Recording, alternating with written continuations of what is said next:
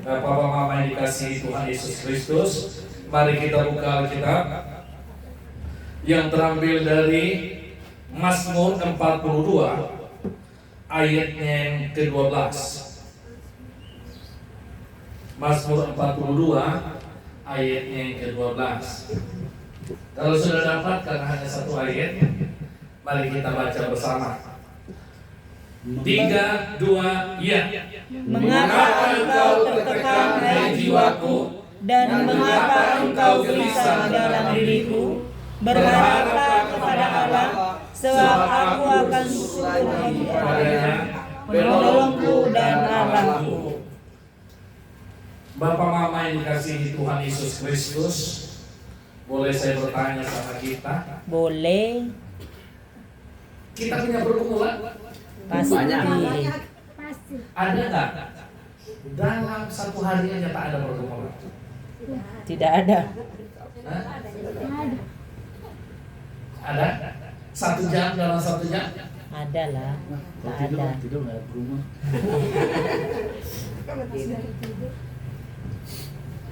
Menurut kita apa itu pergumulan? Persoalan. Menurut kita apa itu pergumulan? Masalah. Masalah. Beban di atas rata-rata. Beban di atas rata-rata. Melebihi dosis. Melebihi dosis. Melebihi kapasitas kita. Sudah tidak bisa lagi dipikul. Tidak bisa lagi dipikul. Itu pergumulan. Itu masalah. Berarti kalau selama masih bisa dipikul berarti tidak masalah ya? No problem. Ya betul kan? Iya, iya.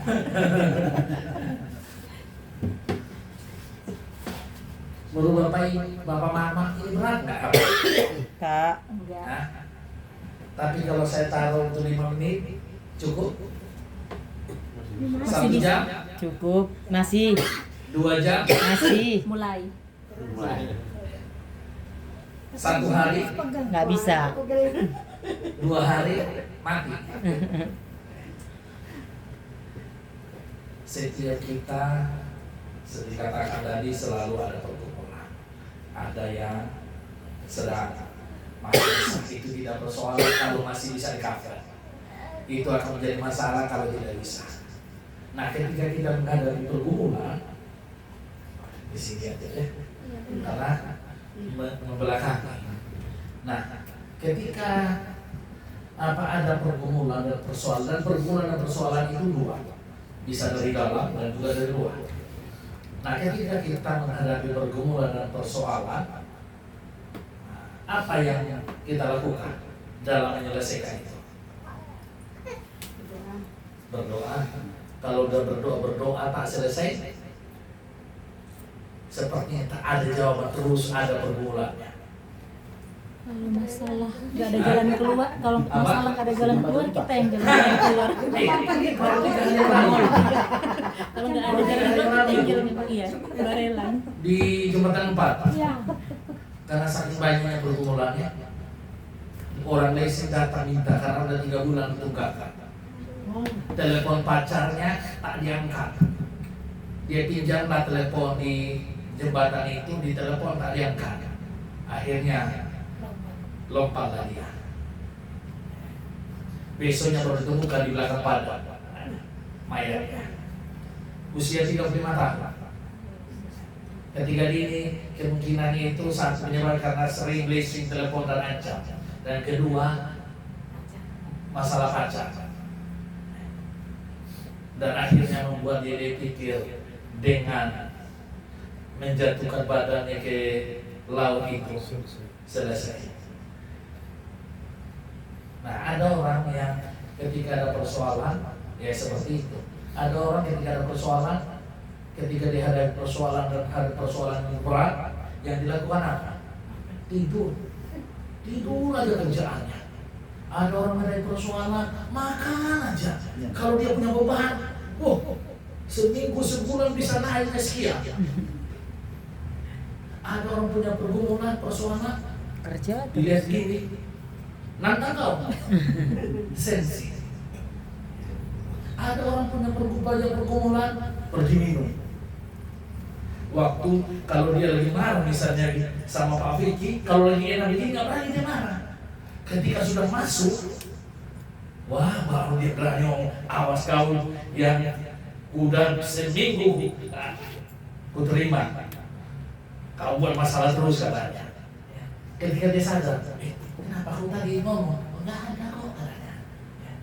Setiap kita ketika menghadapi pergumulan itu berbagai macam respon. Tapi kita mau belajar dari Thomas Murphy, ketika dia menghadapi pergumulan, dia tidak menyalahkan orang lain, dia tidak menyalahkan keadaan, tapi dia bertanya. Dikatakan apa? Mengapa engkau tertekan, hai jiwa? Ada pertanyaan. Dan mengapa engkau gelisah dalam diriku? Seperti saya bilang tadi, katakan bahwa pergumulan bisa datang dari luar dan juga dari dalam. Musuh terbesar dalam hidup kita bukan orang lain, diri kita sendiri. Persoalan ini persoalan bertubi-tubi. Datang kita berdoa belum selesai satu, datang lagi.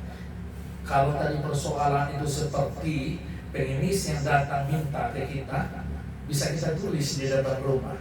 Tidak menerima sumbangan dalam bentuk apapun tanpa pengetahuan RT RW setempat. Ketika dia datang, itu baca kan? Sudah izin nggak sama RT RW?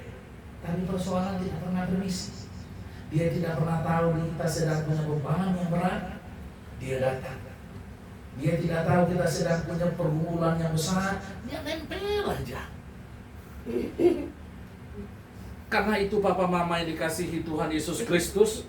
Nah, dalam bagian ini dikatakan, pemazmur katakan, mengapa engkau tertekan hai jiwaku, dan mengapa engkau gelisah dalam diriku. Dia mempertanyakan dalam dirinya sendiri.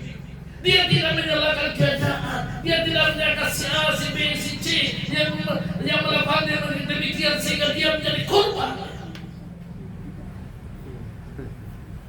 Di tengah-tengah pertanyaan, di tengah-tengah persoalan, di tengah-tengah problema yang dihadapi oleh pemazmur ini, baru dia mengambil sebuah keputusan bahwa penyelesaiannya bukanlah kepada minuman keras, penyelesaiannya bukanlah mencari pertemanan yang tak jelas, penyelesaiannya bukanlah menyalahkan keadaan, penyelesaiannya bukanlah menyalahkan orang, tapi dia bilang apa? Berharaplah kepada Allah. Baru tanda seru. Artinya apa? Dia mengambil sebuah keputusan bahwa Allah lah satu-satunya sumber jalan keluarnya. Luar biasa. Yang mau bilang begini, betul. Iya. Mantap kali ya. Sama pula baju. Sama pula bajunya. Tos dulu kita Pak. Amin. Ya, luar biasa ya. Jadi berharaplah kepada Allah. Artinya pemazmur mengatakan bahwa Tuhanlah satu-satunya sumber jalan keluar dari setiap persoalan, pergumulan yang sedang dihadapi. Saya coba kasih ilustrasi. Kata berharap dan bergantung kepada Allah itu seperti papa mama sedang duduk, betul? Betul sedang duduk? Betul. Betul ya. Pertanyaan yang kedua, kenapa mau duduk di kursi? Karena kursinya tahan. Tahan. Ada lagi?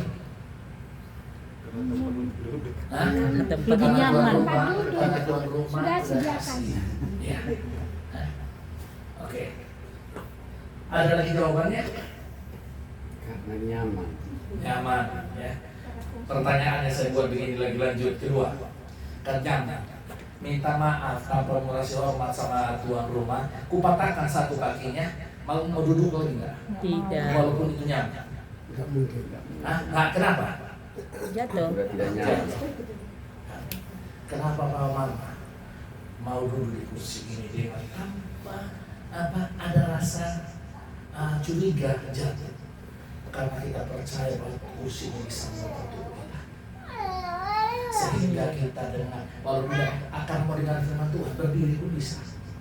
Tapi karena kita percaya bahwa tubuh kita bisa ditopang oleh kursi-kursi ini sehingga kita ada yang tenang dulu saja. Tapi ketika saya bilang tadi, kalau ku potong patahkan satu kakinya tinggal 3, pasti mama tidak tahu. Kalau pun mau duduk, pasti pikirin hati-hati. Awak pula jatuh nanti malu kan ya. Nah, kata berharap kepada artinya apa? Kita mau menyerahkan semua beban pergumulan dan persoalan kita. Maka dikatakan Matius 11 ayat 28-29 dan apa? Marilah kepadaku semua letih lesu. Aku akan memberikan kelegaan. Ketika kita datang dan berharap kepada Tuhan, Tuhan punya 1000 macam satu cara untuk Dia menyatakan kuasanya, menyatakan kemuliaannya bagi setiap kita anak-anaknya. Sebesar, seberat apapun persoalan kita hadapi, ketika kita datang dan berserah kepada Tuhan, Tuhan punya jalan keluar terbaik bagi kita. Walaupun orang lain, menurut orang, tidak mungkin lagi ada jalan keluar, tapi bagi Tuhan tidak ada yang tidak mungkin. Lukas 1:37 katakan apa? Sebab bagi Allah tidak ada yang mustahil. Bagi kita mustahil, karena memang logika kita terbatas. Tapi bagi Allah kita tidak ada yang mustahil. Karena itu Bapak Mama yang dikasihi oleh Tuhan Yesus Kristus, seperti saya katakan tadi, setiap kita punya beban, punya pergumulan. Tapi ingatlah, pergumulan seberat apapun tidak akan pernah melebihi kekuatan kita ketika kita melibatkan Allah di dalamnya. Sebagaimana Rasul Paulus katakan dalam 1 Korintus 10:13, bahwa pencobaan-pencobaan yang kamu alami adalah pencobaan-pencobaan biasa yang tidak melebihi kekuatan manusia, sebab Allah setia dan adil. Ia tidak akan membiarkan kamu dicobai melampaui kekuatan.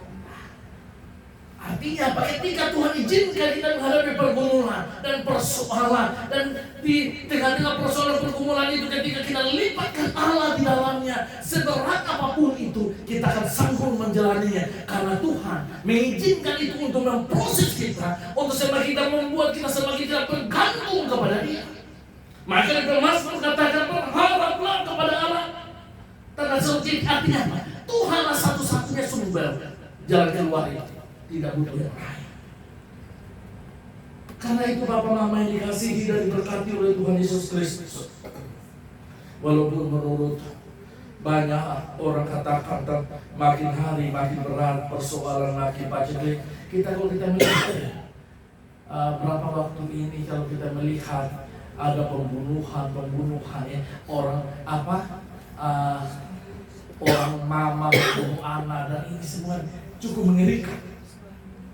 Suami bunuh istri, mutilasi istri, istri mutilasi suami, Anak bunuh mama. bunuh anak. Lagi viral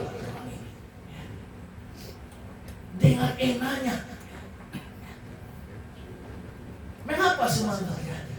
Karena dia tidak mampu lagi harddisknya itu memanajemen semua problema persoalan yang terjadi. Dia berpikir dengan melakukan itu menyelesaikan persoalan. Sebenarnya itulah awal malapetaka. Karena itu Papa Mama yang dikasihi Tuhan Yesus Kristus, mari kita dalam komunitas Dohawu ini, kita bergandengan tangan walaupun hanya kita kecil, tetapi mari kita bergandengan tangan bersatu. Beban satu orang menjadi beban kita bersama, saling menopang, saling menguatkan, sehingga dari yang kecil ini kita boleh terus bertumbuh menjadi sebuah komunitas yang walaupun kecil tetapi punya kualitas. Amin. Untuk apa komunitas besar tapi hanya gampang siki-siki tersinggung, siki-siki tersinggung? Untuk apa siki-siki besarlah langsung tersinggung, selesai. Tapi siki-siki tersinggung. Cicilan. Perangkat dihidupkan. Mode Bluetooth. Sedang mencari perangkat. Tunggu, dia sedang cari nih. Jadi iya kayaknya tersinggung deh. Tersinggung dia. Tersinggung dia. Jadi Bapak Mama yang dikasihi Tuhan Yesus Kristus, di dalam Tuhan ada jalan keluar. Walaupun tidak instan di dalam Yesus, Di dalam Tuhan, jalan keluar itu tidak instan, butuh proses. Mau instan itu ya makan mie instan, tapi juga akibat makan mie instan terus menerus itu juga membawa penyakit. Karena itu di dalam Tuhan kalau ada jalan keluar daripada Tuhan senantiasa membawa kepada kebahagiaan yang sesungguhnya. Maka dikatakan Pemasmur selanjutnya, sebab dikatakan apa? Akibat kalau dia berharap kepada Allah. Yang dikatakan sebab aku bersyukur lagi kepadanya. Artinya apa? Orang yang bergantung dan berserah kepada Tuhan tidak pernah kecewa dan putus asa. Akibatnya ada ucapan syukur. Kenapa? Karena ada jalan keluar. Karena itu Bapak Mama yang dikasihi Tuhan Yesus Kristus, orang yang sungguh berserah kepada Tuhan itu, Tuhan tidak akan pernah permalukan dia. Orang yang senantiasa mengandalkan Tuhan itu, walaupun ada proses demi proses, tapi proses yang Tuhan kerjakan dalam hidup kita senantiasa untuk yang terbaik bagi kita. Karena lewat persoalan itu dia mau menyatakan kuasa dan kasih-Nya kepada kita. Karena lewat persoalan itu Tuhan mau mengatakan bahwa tanpa Dia kita tidak bisa berapa-apa. Karena itu membuat kita semakin bergantung kepada Dia, berharap kepada Dia, sehingga kita boleh menikmati dalam menjalani hidup kita hari lepas hari, pelayanan kita, keluarga kita, walaupun ada persoalan, ada pergumulan, ada beban.